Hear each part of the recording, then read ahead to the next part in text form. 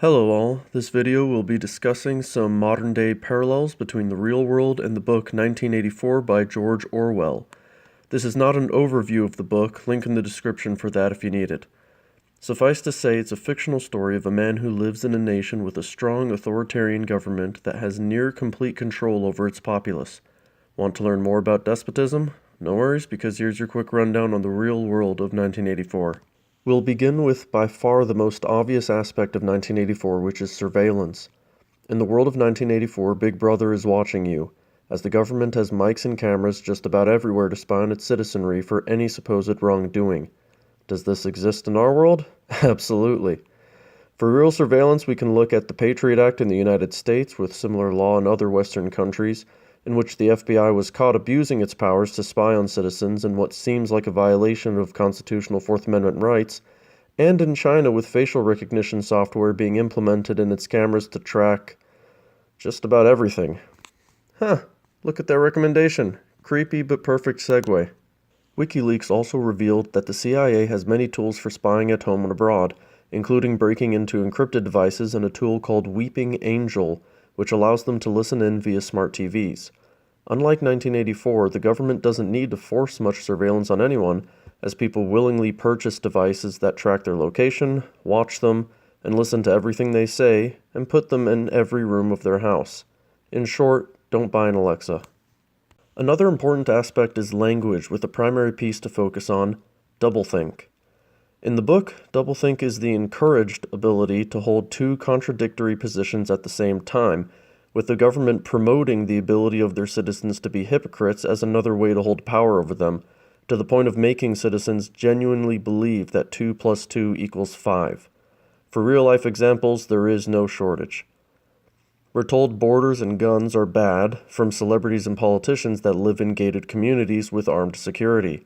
We're told diversity is a strength, but also that everyone is the same.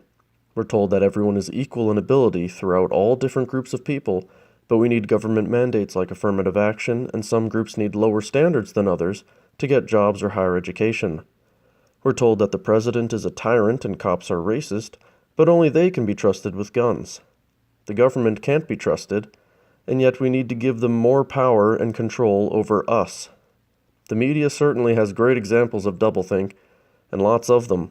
Check out the Sinclair script as a great example. Doublethink is unfortunately rampant in modern Western society, as is the most famous quote from 1984, "War is peace, freedom is slavery, ignorance is strength."